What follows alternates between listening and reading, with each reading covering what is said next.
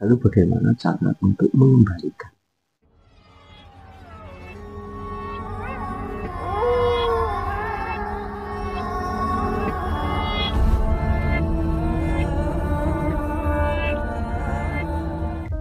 Assalamualaikum warahmatullahi wabarakatuh. Selamat datang kembali di Gubuk Banibina Channel. Semoga panjenengan semua dalam keadaan sehat, rahayu tanpa nawah.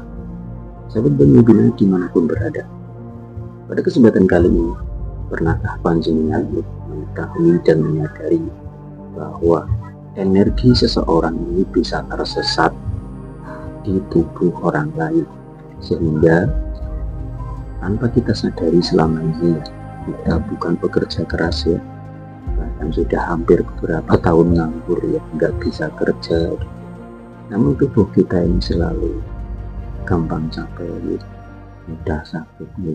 Mungkin ya banyak ya pekerja keras ya, misalkan menjadi seorang tukang pacul ya, tukang gali kubur, tukang gali sumur ya, pekerja proyek ya. Pokoknya kerja sing keras sing luar biasa, menggunakan tenaga ekstrim ya, namun mereka sehat selalu ya, umurnya sudah tua ya. Apalagi di kampung kami ya, seperti saudara-saudara kami ya, di Kabupaten Purbalingga ini banyak yang kerjanya gelondong, ya, terus beres istilahnya, tapi mereka sehat selalu, tidak pernah mengeluh sakit. Sementara banyak ya saudara-saudara kita yang kerjanya hanya santai nyupir terus jualan online kan yang namun tubuh mereka ini gampang capek, gampang sakit ya. Bahkan apa yang menjadi mimpi sering gagal, sementara orang yang kerjanya biasa saja menggunakan tenaga ya, itu mereka dengan mampu ya untuk mengikuti ekonomi dunia, artinya mampu membeli tanah, membeli rumah gitu. Pokoknya awalnya sehat nih, semua di rumah ini kecukupannya, bisa mengikuti zaman istilahnya. Sementara ya saudara-saudara kita yang kerjanya cukup ya, melihat luar biasa kerjanya karena mengikuti zaman, sementara tubuh sering ambruk atau meriang ya. Apakah panjenengan tahu bahwa itu adalah efek dari energi tubuh panjenengan yang tersesat atau tersesatkan oleh kondisi pemikiran panjenengan sendiri? Nah, lalu apa selain dari efek dari tersesatnya sebuah energi tubuh kita ya? Sebelum saya menjelaskan untuk energi yang tersesat, bagaimana cara mengembalikan energi yang tersesat atau disesatkan, perlu panjenengan ketahui bahwa apa sih itu energi tubuh ya, atau sering ya dalam masa kami menyebutnya sebagai energi titik bintang ya. Titik bintang seseorang ini bisa tersesat. Apakah setiap orang memiliki energi bintang? Ya, kalau dalam ajaran Islam itu mengenal istilahnya Nur Muhammad ya. Nur Muhammad ini bukan diwujudkan sebagai sosok Kanjeng Nabi ya, tapi di luar sana ya, jauh, bukan dalam bentuk wujud Nabi Muhammad ya. Dalam ajaran Islam kan mengenal istilah Nur Muhammad itu meyakini bahwa alam semesta ini ada itu karena kekuasaan Tuhan ya. Istilahnya dalam bahasa pesantrennya adalah karena ada campur tangan Nur Muhammad ya. Nabi Adam, alam semesta semua tercipta itu karena adanya Nur Muhammad ini. Nur ini kan diartikan cahaya ya, cahaya alam semesta ya. Nah, setiap tubuh kita ya, baik jasad maupun roh ya, ucapan kita, hati kita, pikiran kita ya, pikiran kulolan panjenengan, semua aktivitas kita ini sadar tidak sadar ini memiliki sebuah energi ya. Dalam bahasa ilmiah ya, atau fisika ini, setiap benda ini memiliki energi. Energi kan bisa digambarkan sebagai getaran listrik, cahaya listrik dan sebagainya. Semua benda yang ada di alam semesta ini memiliki energi. Cara gampang gitu, besi atau batu magnet itu kan enten energi magnetnya.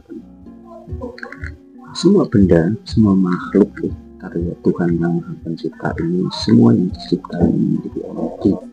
Dalam bahasa tren sekarang adalah aura ya. Makanya dalam satu orang ini memiliki aura yang bertumpuk ya, ada warna kuning, hijau, biru, coklat ini dalam satu tubuh manusia. Kenapa? Karena manusia memiliki jasad dan roh atau lahir dan batin ini berpecah lagi, memiliki energi-energi yang lainnya belum ada kita. Kenapa? Nah, pertanyaannya sekarang adalah kenapa energi kita, tubuh kita ini bisa terserap oleh orang lain, bahkan bisa jadi energi kita ini tersesat tanpa kita sadari. Efeknya mumpung. Efeknya yang pertama adalah satu, malas kerja. Yang kedua, takut akan mimpi. Yang ketiga, hidup ini selalu hambar, nggak ngerti tujuan. Yang keempat, biasanya orang yang tersesat energinya ini, setiap usahanya ini selalu gagal, selalu koprol gitu. Bahkan usaha nopo mawon mendekati sukses gitu, jadi koprol, bangkrut gitu, belum tikar tanpa ada sebab. Nah, pada video kali ini kami akan mengulas untuk bagaimana cara menangani tubuh kita yang energinya ini terserap orang lain dan tersesat. Nah, lalu kenapa energi kita ini tersesat? Sebenarnya hal apa sih yang menyebabkan energi kita ini bisa terserap orang lain? Poin yang pertama adalah kami akan menjelaskan energi panjenengan atau energi kulo di awal dulu tersesat ke tubuh orang lain. Itu penyebabnya apa ya? Ada beberapa poin yang kami jelaskan ke panjenengan.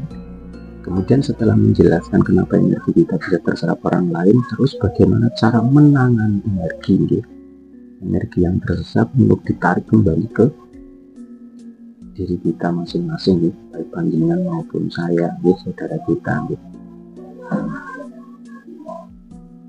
Untuk yang pertama ya, hal apa sih yang menyebabkan energi kita ini bisa terserap oleh orang lain atau orang-orang di sekitar kita? Yang pertama adalah dalam semua agama mengajarkan jangan suka ngintip aktivitas orang lain yang membuat panjenengan cemburu, lebih baik hindari. Ini bisa terjebak energi panjenengan. Contoh, panjenengan seorang pengusaha, sementara tetangga panjenengan usahanya sama dengan panjenengan, namun panjenengan lebih berdiri lebih awal untuk membuka karir, lebih awal panjenengan, lebih tua panjenengan. Kita gambarkan panjenengan untuk berkarir sudah 10 tahun, tetangga panjenengan baru 1 tahun, namun tetangga panjenengan lebih naik, lebih eksis, panjenengan cemburu. Ya kait tanggaku usaha sampai setahun kok ini. Nah, hal ini bisa menjebak energi panjenengan tanpa panjenengan sadari. Energi panjenengan ini bisa lari ke seseorang yang dicemburui panjenengan. Kemudian yang lain adalah dalam agama, semua agama ini juga mengatakan atau menerangkan iri, dengki, terus hal-hal buruk langit. Silahkan dikoreksi dalam agama masing-masing. Tentu semua agama mengajarkan jika orang ini jangan iri, dengki, kikir, pelit. Ini salah satu penyebab. Namun prioritasnya adalah apabila panjenengan suka ngintip orang, ngurusi orang, istilahnya kepo lah ala apik, mungkin bahan ngobrol, gerendeng itu juga akan terjebak panjenengan, energinya akan keserap ke tubuh orang lain. Semakin panjenengan membenci seseorang, semakin besar cemburu panjenengan ke lawan usaha panjenengan, kemudian dendam, sifat-sifat inilah yang akan mengupas energi panjenengan sehingga panjenengan sadar tidak sadar akan tersesat energi yang ada di tubuh panjenengan. Apa yang dimaksud dengan titik bintang? Sumber cahaya hanya ada satu ya, kalau dalam agama Islam namanya Nur Muhammad ya, yang tercikrat ke alam semesta maka menjadi ruhnya para makhluk, baik tumbuhan dan semuanya. Ini semua mengandung nur tersebut, termasuk manusia. Ruh juga ada nurnya, jasad juga ada ruhnya. Gigi saja ya, satu batang gigi ini memiliki energi atau nur. Tentu semua ini adalah karya Tuhan, bukan perbandingan antara nur dan Tuhan duluan, bukan ya. Nur ini juga karya Tuhan.